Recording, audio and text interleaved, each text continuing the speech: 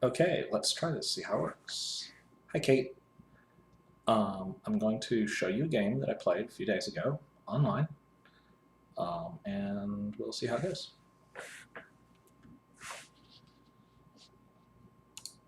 I played e4, which is what I usually play. I'm playing white here. And my opponent played the Sicilian defense, which is also something I play. I played knight f3. He played knight c6, which is one of the usual choices. And I played d4, which is normal, and we trade pawns. And now he plays g6, which means that he plans on playing something called the Accelerated Dragon. Now, interestingly, I also play the Accelerated Dragon when I play black in this position. So, some more normal moves. Oops, not a normal move for me. So this was played against me in my last tournament game. Somebody played the c4 move, and this is called the Maroczy bind. And I did not enjoy playing the black side of this, so I thought, you know what, I'm going to try the white side of this.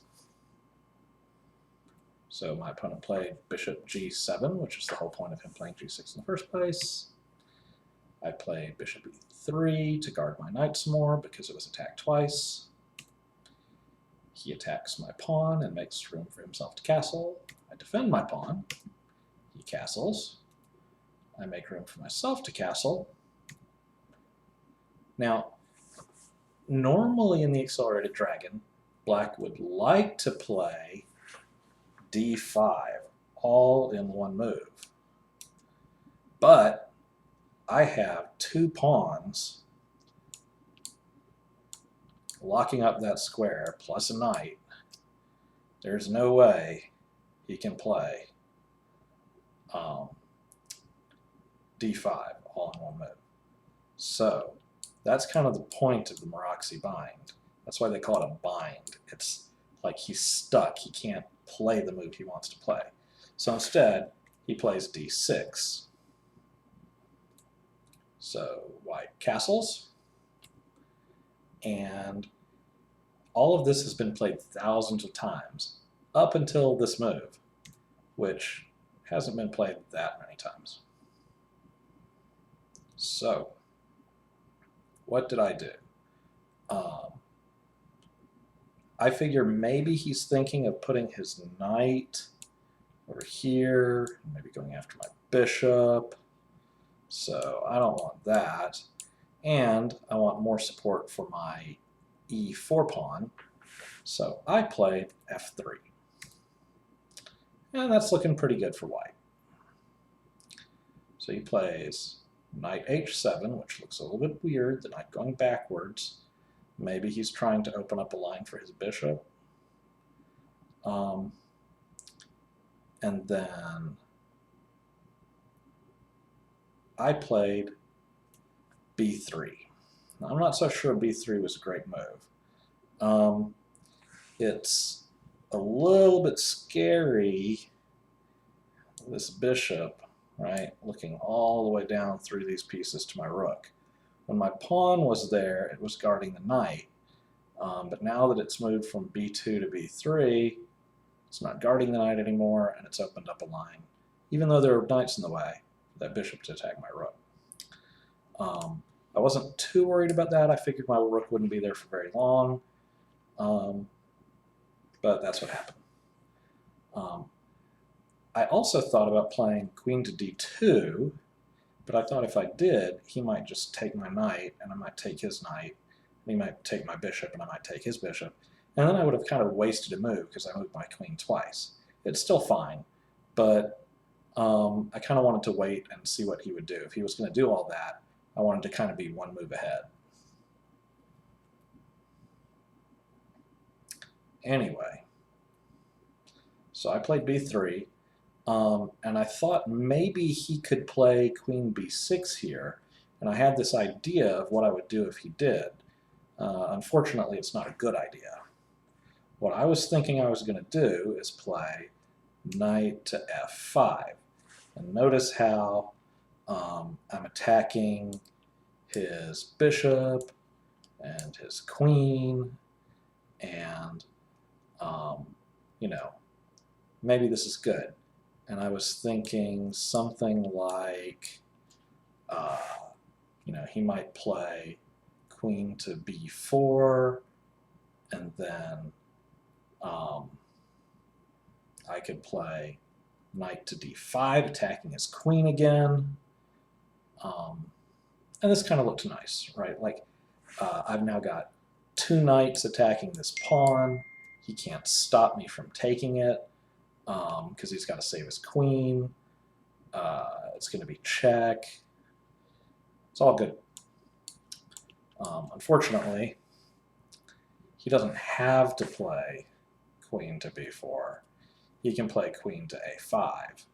And now I've got a problem because he's attacking my knight. He's attacking my other knight. If he takes my knight, oh, he's attacking my knight even more. If he takes my knight with his queen, he could be attacking my bishop. And, oh boy, well, that doesn't look that much fun. And, you know, in that case, maybe I take his bishop, and he takes my knight, and now he's attacking my bishop, and he's attacking my knight again. So to deal with both of those threats at once, maybe I have to bring my bishop over here. And now my knight and my bishop are kind of stuck. My knight can't get out, and my bishop has to stand there guarding my knight. That's pretty good for black. So thankfully, that did not happen. My opponent, instead of playing queen b6 and me making a mistake in playing that, now there were better ways to meet queen b6, but I'm not going to get into that right now. He played knight e5. Yeah, so it's not quite as good, but it's okay. I played queen d2 now because he can no longer take my knight, so I might as well play that move. I wanted to play it anyway. And then he played rook to e8. I played rook to on a to d1, finally getting my rook out from where that bishop could see it. And then he played e6, and this was a bad move because now this pawn right here is only guarded once, and I've got a rook that's kind of pointed in that direction, and I've got a queen that's kind of pointed in that direction, and if I just moved my knight here, I'd have three different pieces attacking it. Yeah, so let's see what that would have looked like. So I could have played, and I'm really not sure why I didn't play this. I was kind of imagining that I had some problem with my knight on c3 getting attacked by that bishop, but it really made no sense. The best move is to play knight here. And there's just nothing good black can do. I mean, he could play a6, and I just take it. Even playing bishop there won't help him any because I can still just take it, right? Because he's only got it attacked twice now, and I've got it defended twice. Yeah. So I'm winning a pawn there. But I didn't play that. I instead played queen c1.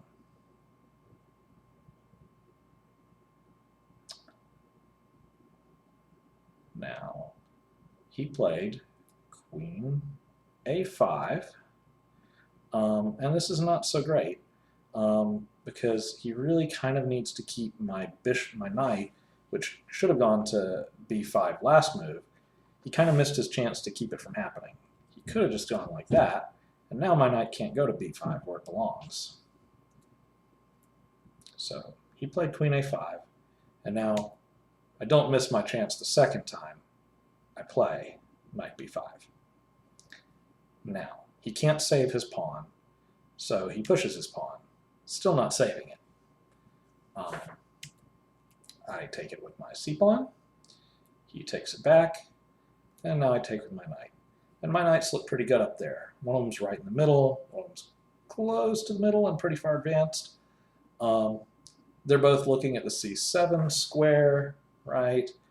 Where they would be forking some rooks, right? So that's not bad. Yeah. So he plays bishop e6. Now, if I do fork the rooks, let's say I was to play,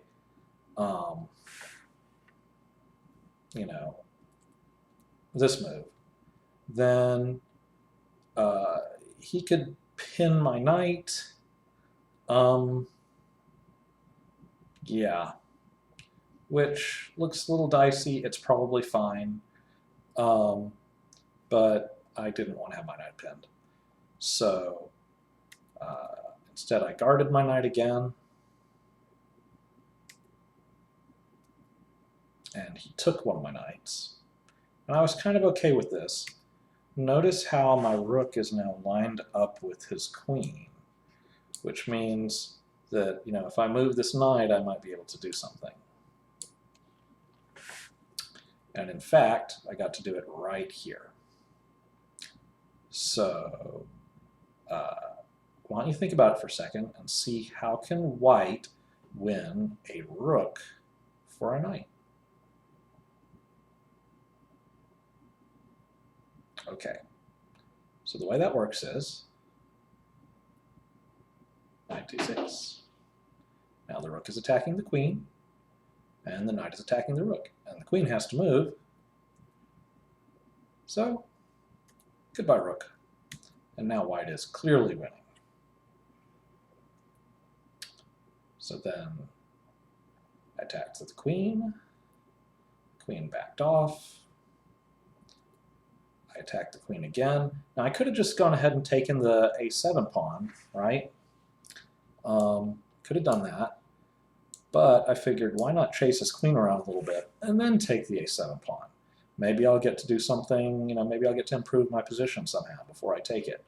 And in fact I did, because when he moved here, I got to move my rook to an open file and attack his queen again. Moved his queen, and now it's time to take the pawn. Okay. So I'm up 2 pawns, if I'm counting right, and a rook for a knight. So 2 pawns and a rook for a knight. That's pretty good.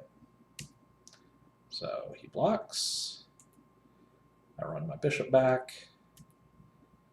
Not really sure why he moved his knight there.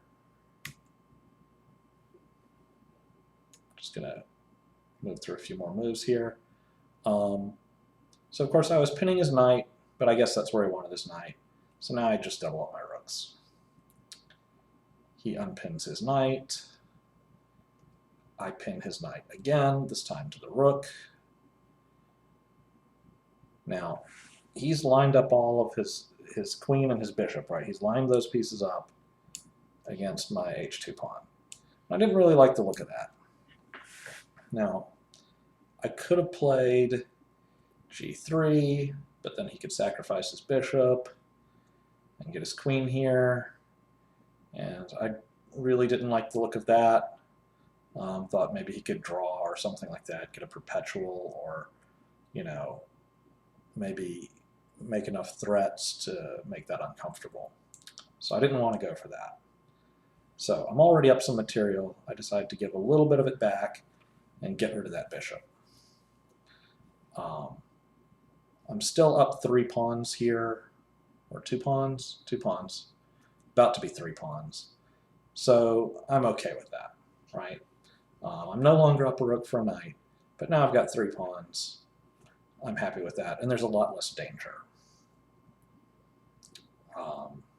So he attacked my pawn, I defended my pawn. Now he kind of got a little bit tricky. He played knight d4, and of course, since I'm up pawns, I'd like to trade things, right? It's good for me. But I saw he had a little trick here. My king's position is not so safe, right? And my back rank is not so well defended. So let's say I was to take that knight. Well, he could take me and it would be check. Now, I can't play king to f1 because he'd be able to fork my king and my rook. That would not be good. So I would have to play king h1 here. And if I did, he'd have this neat little tactic. Rook takes b3. And now, if my rook takes his rook, what's going to happen? So that would be my rook takes his rook. Then he could play queen d1, and that would be checkmate. So I didn't want to be checkmated. And if I don't take the rook, well, now I've only got 2 pawns, and I've got a rook that needs to move. Maybe I won't even be able to keep my a4 pawn, and maybe he'll get to attack my king. So none of that looks good to me. Even though white's still winning, it's not nearly as good as it could have been. So, yeah, I didn't take that knight. Instead, I attacked it again, and in attacking it, I also, well, so I'm attacking his knight, and I'm defending my pawn some more, because, right, it's attacked twice, so I need to defend it twice. And I'm defending the square that his knight could have gone to check my king. So my queen's doing some good stuff there. Queen's the most powerful piece, might as well use it. So he runs away. Now you might think I could just take his knight, right? There. But if I do, he can just take my bishop. So I don't want to do that. And be checked. So I run my bishop back. Notice this is something that bishops can do, which makes them a little bit nicer than knights sometimes. My bishop is controlling all of these squares that his knight could go to. That's just something to kind of remember. Nice thing about bishops. I'm also kind of thinking about like bishop here if his knight isn't there, and skewering his queen and rook. That might be kind of nice. But he attacks my queen, so I can't do that yet. I offer a queen trade. I would be really happy with a queen trade because then my 3 pawns are going to win. He doesn't want that. So I say, all right, well, we're going to trade something, right? Because now if his knight moves, I get his rook. And he moved the knight. Well, I could take his rook, but he'd take my queen. That wouldn't be very good. But then I moved here. And now, if he moves the rook, he loses the knight. If he guards the rook, I get a rook for a bishop.